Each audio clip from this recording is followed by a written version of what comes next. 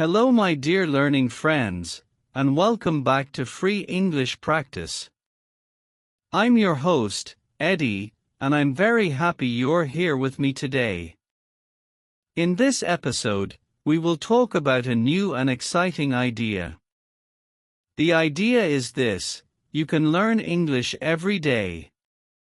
Not only from books, not only from grammar, not only from long lists of vocabulary, but from your normal life, your normal morning, your normal coffee, your normal walk, your normal cooking, your normal conversations with people around you. Everything can teach you English. This method is powerful, but it is super simple and it works for every level. Today, I will show you how to turn your daily life into a language lab. A language lab means a place where you learn and practice language.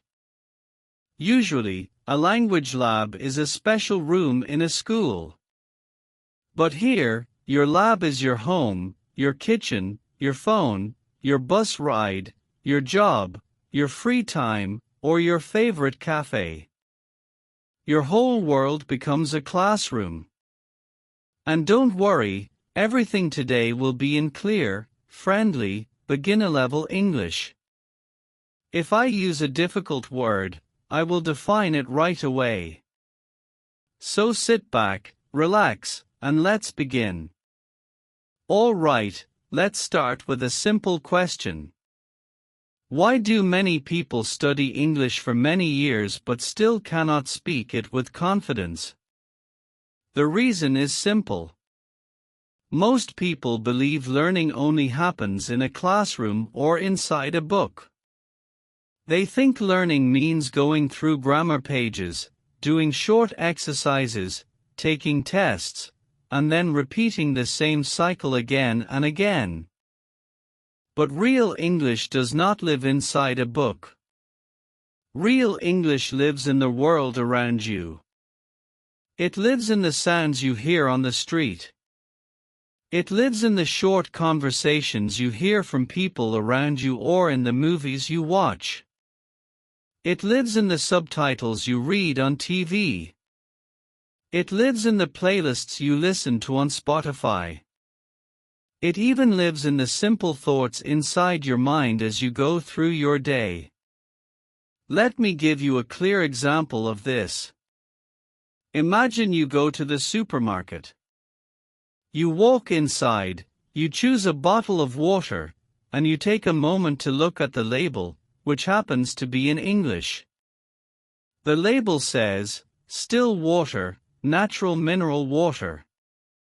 In one small moment, without any special effort, you already learned several useful words. Still water means water without gas. Mineral means the water has natural chemicals that are good for your health. Natural means something that comes from nature and is not artificial. Label means the small sticker on a product that gives information about what it is. You see, you did not open a textbook. You did not write anything in a notebook. You did not translate or memorize anything. You simply lived your normal life and English appeared naturally in front of you. This is the magic of everyday English. It is real. It is simple. It is useful and it is completely connected to your actual life. These small moments repeated day after day are what helps you become fluent slowly, gently, and step by step. Okay, my friends. Now, let's go deeper. I want to show you how every part of your daily routine can become a small English lesson. Let's start with some common activities: your morning coffee, your commute, your cooking time, your shopping, and your entertainment. Each part has English inside it. We just need to open our eyes and pay attention. Okay, let's begin with something simple and universal: your morning drink. Maybe you drink coffee, maybe tea, maybe water, maybe juice. No problem. Even this small moment can help your English. Imagine you wake up, you feel sleepy, you walk to your kitchen, you make coffee. Here is how to learn English in this moment. When you pick up your coffee cup, say to yourself, "This coffee smells strong. This coffee tastes sweet. I like the warm feeling. This is my morning routine. This helps me start my day." The key idea is, narrate your life. Narrate means describe something like a story. Talking to yourself is a powerful technique for fluency. Why? Because you use simple real words. You connect English to your real life. You practice thinking in English without stress. Now let's add more examples. When you add milk, you could say, "I'm adding milk. It looks creamy." When you stir your spoon, say, "I'm mixing everything." When you take a sip, say, "This is good. It wakes me up." These are small sentences, but small steps build big fluency. All right. Now, let's move on to grocery shopping.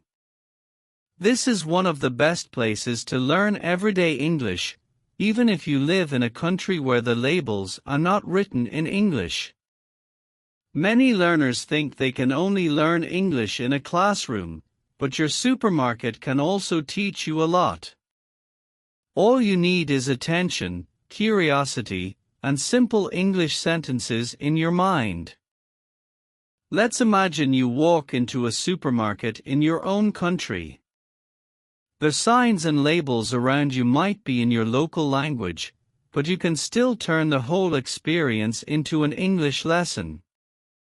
You do this by describing everything you see, everything you want to buy, and everything you do in English inside your mind or quietly to yourself. For example, you walk into the store and you see different sections.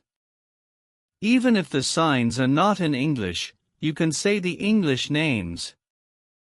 You see the bread section and say, "This is the bakery section." You see the milk, cheese and yogurt section and say, "These are dairy products." Dairy means foods made from milk. You see apples, bananas, cucumbers and tomatoes and say, "This is the fruits and vegetables section." You see a freezer and think, "These are frozen foods." Frozen means very cold with ice inside.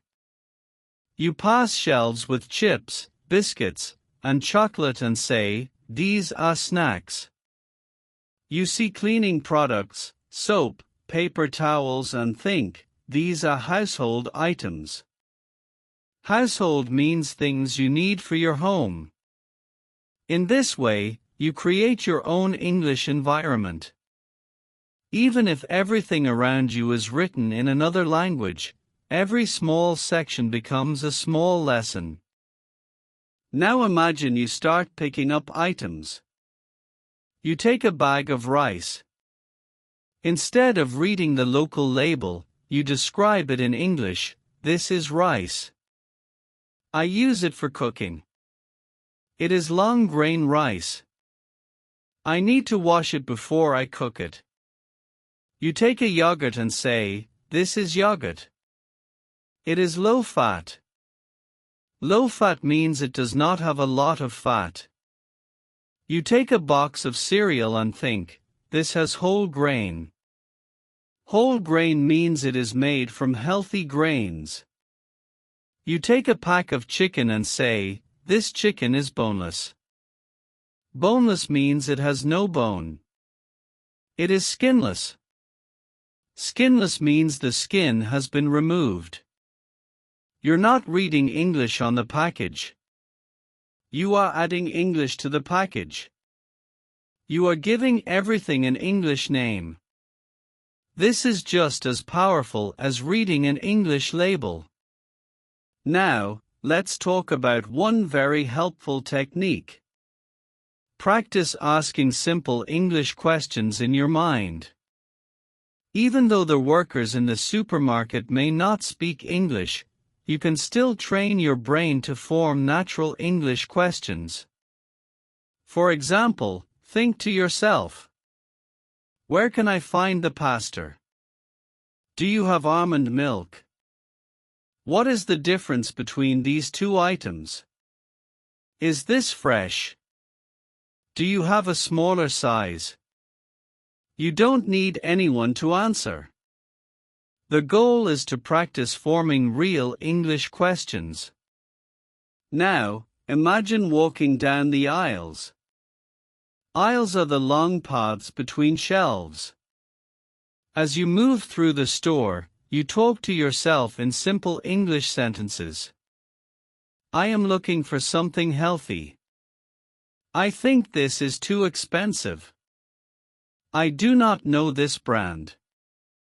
These tomatoes look fresh. This bread feels soft. I need something easy to cook. I want to try something new today. These small sentences help you connect English to real objects and real actions in your life. This kind of English stays in your memory for a long time because it is practical and meaningful. So even if you live far from any English-speaking country, your supermarket can still become a small English classroom. You are living your life and learning at the same time. Every visit teaches you a few more words, a few more phrases, and a little more confidence. Okay, my friends, now let's talk about commuting. Your daily commute is a very big opportunity to learn English. The word commute means the regular trip you take from your home to your job, your school, or any other place you visit often. One of the best things you can do is to listen to English while you travel. You can listen to free English practice, to audiobooks, to YouTube videos, or even simple English music. It does not matter if you do not understand everything. That is completely normal. Your brain still learns. Your ear becomes stronger. You start to get used to the rhythm of English. You can tell yourself small sentences like, I'm listening for new words today. I do not understand everything, but it is okay. This audio helps me learn the rhythm of English. The rhythm helps me speak more naturally. These thoughts keep you motivated and relaxed. Now, even if you live in a country where most things are in your local language, you can still find small pieces of English around you. Many places use English for signs, names, instructions, or advertisements. For example, you may see, keep door closed. Stand on the left. No eating or drinking. Emergency exit. Next stop. City center. Every small sign can teach you something small and new. Every short message is a little vocabulary lesson. And even if everything around you is in your own language, you can still describe what you see in English. This, my friend, is very powerful. Your commute is the perfect time to practice thinking in English. There is no pressure, no test, and no teacher watching you. It is just you and your thoughts in English. As you travel, you can describe everything around you in simple English sentences. For example, I'm going to work now. It is cold today. I see a man wearing a blue jacket. The bus is crowded today. Crowded means there are many people inside. I like this road. It is quiet. You do not need long, difficult sentences. Simple sentences are enough to build fluency step by step. Over time, this quiet practice becomes a habit and you will notice that English starts to come to your mind more easily. Your commute becomes more than just a routine. It becomes a small learning space where every sound, every sign, and every thought can help you grow your English. Okay, now we move on to cooking. Cooking is a wonderful chance to learn English because cooking is full of actions. Every time you prepare food, you use many small movements and each movement can be described with a simple English verb. You cut vegetables. You boil water. You mix ingredients. You heat oil. You pour liquids. You taste the food. You slice bread. You fry eggs. You steam rice. You serve the meal. These are real verbs that people use all the time. They are simple. They are practical and very useful for daily English. Now, let's imagine you are cooking lunch. Even if the recipe is in your own language, you can still follow an English recipe or read simple English instructions. Recipes are great for learning because they use clear verbs and short sentences. For example, a recipe might say, chop the onions. Chop means to cut something into small pieces. Boil water for the pasta. Boil means to heat water until bubbles appear. Add salt. Add means to put something extra into your food. Mix everything well. Mix means to move ingredients together until they become one mixture. Let it cook for 10 minutes. Let it cook means wait while the food cooks. When you follow a recipe like this, you learn vocabulary, you learn useful verbs, you practice simple grammar, and you read real English. You also learn English that you can use in your daily life, not only in a classroom. Now, imagine you speak to yourself quietly in English while you cook. This is one of the best ways to connect English to your real actions. You can say, I am cutting the vegetables. I think I need more salt. I am boiling the rice now. This smells really good. I am almost finished cooking. These sentences are short and easy, but they help your brain connect English to real physical actions. This makes the language feel natural and alive. Every time you cook, you can practice like this. You do not need extra time. You do not need special tools. You simply use English to describe what your hands are already doing. This is natural English in action. All right. Now, we move on to watching TV shows. Watching TV shows and movies is a classic way to learn English. But today, I want to show you a better and more helpful way to use it. Many learners feel stressed because they do not understand every word. But please do not worry about that. It is completely normal. No one understands everything at the beginning and you do not need 100% understanding to learn well. Instead of trying to understand everything, try a softer method. You can watch with English subtitles. Subtitles help your eyes and ears work together. You can listen for common phrases that native speakers use again and again. You can also notice how the characters speak and how their voice changes when they feel happy, angry, excited, or surprised. Sometimes you can pause the video and say to yourself, that is an interesting phrase. Let me give you some examples from simple TV scenes. A character might say, "Come on, let's go."